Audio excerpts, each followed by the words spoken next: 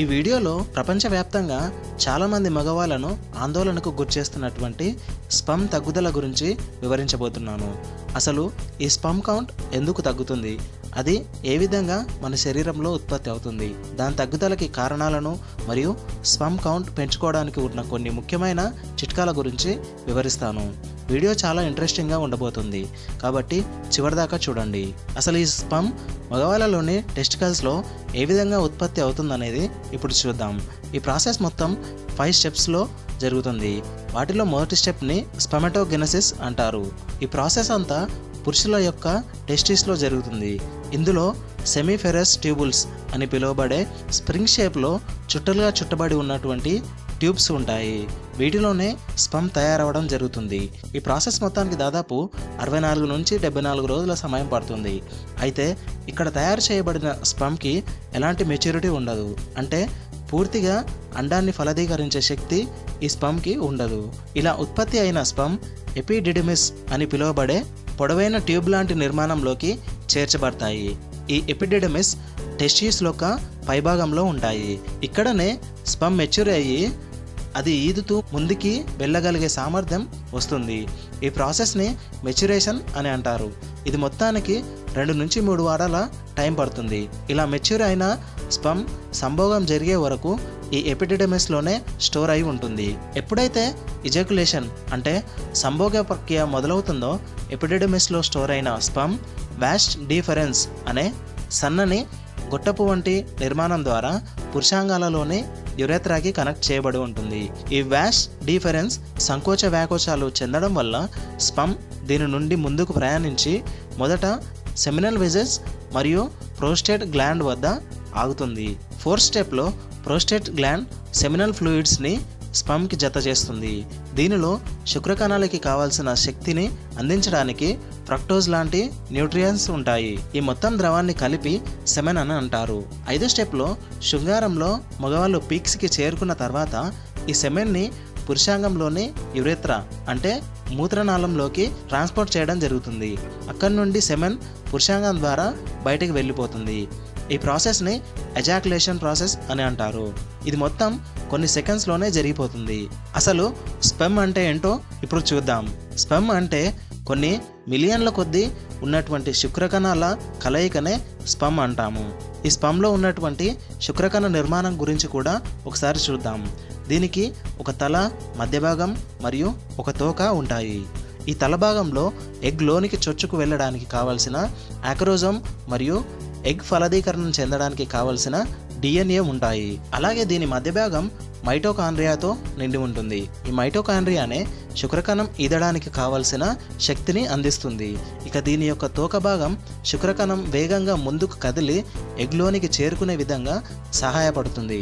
1970లకు ముందు ఒక ఆరోగ్యకరమైన పురుషుడి స్పర్మ్లో 35 మిలియన్ల నుంచి 40 మిలియన్ల వరకు శుక్రకణాలు ఉండేవి. ఆ సంఖ్య 1970 తర్వాత దాదాపు సగానికి పడిపోయింది.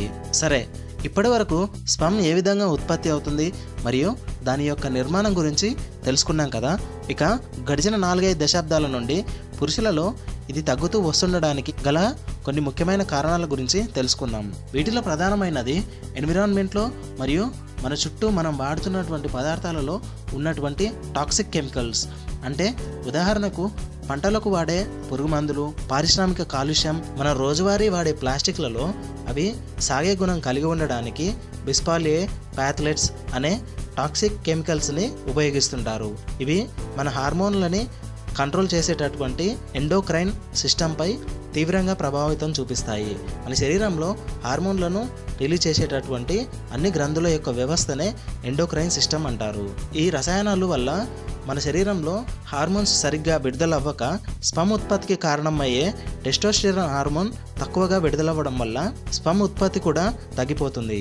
వీటిని దీర్ఘకాలికంగా వాడడం వల్ల సంతానం కలగకపోవడం వంటి తీవ్రమైన ప్రభావాలు మనపై ఉంటాయి. మారుతున్న వర్క్ కల్చర్ మరియు మోడర్న్ లైఫ్ స్టైల్ వల్ల చాలామంది అధికంగా స్మోకింగ్ చేయడం, ఎక్కువగా ఆల్కహాల్ సేవిస్తుండడం జరుగుతుంది. స్మోకింగ్ చేయడం వల్ల నికోటిన్, తార్, కార్బన్ మోనాక్సైడ్ వంటి దాదాపు 7,000 రకాల కెమికల్స్ మన శరీరంలోకి విడుదలవుతాయి. ఈ టాక్సిక్ కెమికల్స్ మన బాడీలో నార్మల్గా జరిగే ప్రక్రియలన్నిటినీ దెబ్బతీస్తాయి. ఇది స్పర్మ్ యొక్క DNA మరియు అది వేగంగా ముందుకు కదిలే శక్తులను క్షీణింపజేస్తుంది. చాలామంది అనారోగ్యకరమైన ప్రాసెస్ చేసినటువంటి ఆహారాలు ఎక్కువగా తినడానికి ఇష్టపడతారు, కానీ వాటిలో శరీరానికి కావాల్సిన పోషకాలు తక్కువగా ఉండి స్పర్మ్ ఉత్పత్తికి అవసరమైన విటమిన్లను, మినరల్స్ను అవి అందించలేవు. మరొక ప్రధానమైన సమస్య ఒబెసిటీ. ఒబెసిటీ అంటే మన శరీరం ఉండాల్సిన బరువు కంటే ఎక్కువగా ఉండటం. ఈ ఒబెసిటీ ఉన్న పురుషులకు తక్కువ స్పర్మ్ కౌంట్ మరియు ఉత్పత్తి ఉంటుందని అధ్యయనాలు చెబుతున్నాయి. మగవాళ్ళు అధిక శరీర కొవ్వును కలిగి ఉన్నప్పుడు అదే అతని టెస్టోస్టెరాన్ స్థాయిలను ప్రభావితం చేసి దానిని ఈస్ట్రోజెన్ హార్మోన్గా మారుస్తుంది. ఈ ఈస్ట్రోజెన్ కూడా ప్రత్యుత్పత్తికి సంబంధించి ఆడవారిలో ఎక్కువగా రిలీజ్ అయ్యే ఒక ముఖ్యమైన హార్మోన్. ఇది కూడా స్పర్మ్ ఉత్పత్తికి ఆటంకం కలిగిస్తుంది. కాబట్టి ఆరోగ్యకరమైన బరువును కలిగి ఉండటం చాలా ముఖ్యం. ఎక్కువగా వేడికి ఎక్స్పోజర్ అవ్వడం వల్ల కూడా స్పర్మ్ ఉత్పత్తి తగ్గిపోతుందని మీకు తెలుసా? ఇంతకుముందు చెప్పుకున్న క్రొమాటోగెనెసిస్ అనే స్పర్మ్ ఉత్పత్తి జరిగే ప్రాసెస్కు మన శరీర ఉష్ణోగ్రత కంటే కొంచెం చల్లగా ఉంటే ఉత్పత్తి చాలా బాగా జరుగుతుంది. అందువల్లే మన శరీరంలో అన్ని శరీర భాగాలు చర్మం లోపల ఉన్న ఈ వృషణాలు మాత్రం శరీర బయట ఉంటాయి. చాలామంది సాఫ్ట్వేర్ ఇంజనీర్లు తమ ల్యాప్టాప్స్ను ఎక్కువసేపు ఒడిలో పెట్టుకొని కూర్చొని పనిచేస్తుంటారు. ఇలా చేయడం వల్ల ల్యాప్టాప్ నుండి రిలీజ్ అయ్యే వేడి వారి టెస్టికల్స్కు తగిలి వారిలో ఎక్కువగా ఈ సమస్య ఉత్పన్నమవుతుంది. తరచుగా వేడి స్నానాలు చేయడం మరియు ఎక్కువ టైట్గా ఉండే దుస్తులు ధరించడం కూడా దీనికి ప్రధాన కారణాలు. వీర్యకణాలు సమర్థవంతంగా ఉత్పత్తి చేయడానికి టెస్టికల్స్కి చల్లని వాతావరణం ఉండాలి. కాబట్టి ఎక్కువసేపు వేడికి గురి కావడం వల్ల కూడా వీర్యకణాల సంఖ్య తగ్గుతుంది. మరొక ముఖ్యమైన కారణం చాలా రోజులుగా అనుభవిస్తున్నటువంటి స్ట్రెస్. ముఖ్యంగా ఆధునిక వర్క్ కల్చర్ వల్ల ఇది ఒక సాధారణమైన జబ్బుగా మారిపోయింది. మీరు ఒత్తిడికి గురైనప్పుడు మీ శరీరం స్ట్రెస్ హార్మోన్ అయినటువంటి కార్టిసోల్ను అధిక స్థాయిలలో ఉత్పత్తి చేస్తుంది. ఈ కార్టిసోల్ ఎక్కువగా విడుదలైతే అది టెస్టోస్టెరాన్ స్థాయిలని తగ్గిస్తాయని అధ్యయనాలలో తేలింది.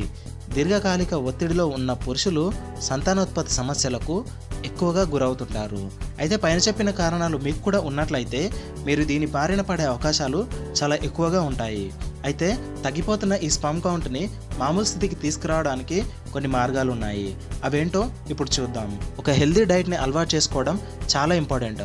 ముఖ్యంగా స్పర్మ్ కౌంట్ని పెంచే పండ్లు, కూరగాయలు వంటి యాంటీ ఆక్సిడెంట్స్ అధికంగా ఉండే మునగకాయలు, అరటిపండ్లు, ఎగ్స్, డార్క్ చాక్లెట్ వంటి వాటిని రెగ్యులర్గా తీసుకోవాలి. జింక్ మరియు ఫోలేట్ వంటి మినరల్స్ ఎక్కువగా ఉండే ఆకుకూరలు, గింజలు, విత్తనాలు మరియు సాల్మన్ చేపలు వంటివి అప్పుడప్పుడు తీసుకోవాలి. మన ఇండియాలో చాలామంది అసలు రెగ్యులర్గా ఎక్సర్సైజ్ చేయరు. క్రమం తప్పకుండా వ్యాయామం చేయడం అనేది చాలా అవసరం. ఇది మీ శరీరాన్ని ఆరోగ్యంగా ఉంచడమే కాక బరువును అదుపులో ఉంచుతుంది. అలాగని మరీ అధికంగా బరువుడు ఎత్తడం లాంటి వాటికి కొంచెం దూరంగా ఉండండి. ముందుగా వాకింగ్ వంటి చిన్న చిన్న వ్యాయామాలతో మొదలుపెట్టి మెల్లిగా రన్నింగ్, స్విమ్మింగ్ చేయడం, లైట్ వెయిట్ ఎక్సర్సైజులు చేయడం వల్ల మంచి రిజల్ట్స్ చూపిస్తాయి. స్మోకింగ్ని టోటల్గా, ఆల్కహాల్ని లిమిట్గా ఉపయోగించండి. దాదాపు 50% మగవారిలో ఈ సమస్యకు కారణం ఈ 2 అలవాట్లే కాబట్టి వీలైనంత త్వరగా వీటిని మానేయండి. ఒత్తిడి ఎక్కువగా ఉన్నప్పుడు దానిని తగ్గించుకునే ఏదైనా ఇతర మీకు ఇష్టమైన అలవాట్లు నేర్చుకోండి. ఉదాహరణకి కొత్త లాంగ్వేజ్ నేర్చుకోవడం, బుక్స్ చదవడం లాంటివి. ఈ ఒత్తిడికి ఎక్కువగా గురికాకుండా జాగ్రత్తలు తీసుకోండి. మనం ఇంతకుముందు మాట్లాడుకున్నట్టుగానే హీట్కి ఎక్స్పోజ్ అవ్వడం తగ్గించండి.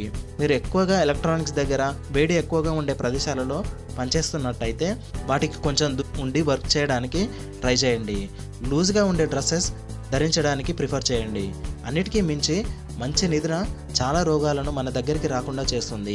కాబట్టి రోజుకి 7 నుంచి 9 గంటల మంచి నిద్ర ఉండేలా ప్లాన్ చేసుకోండి. ఇది మీ యొక్క టెస్టోస్టెరాన్ యొక్క లెవెల్స్ని పెంచి స్పర్మ్ ఉత్పత్తిని బాగా ఉంచుతుంది.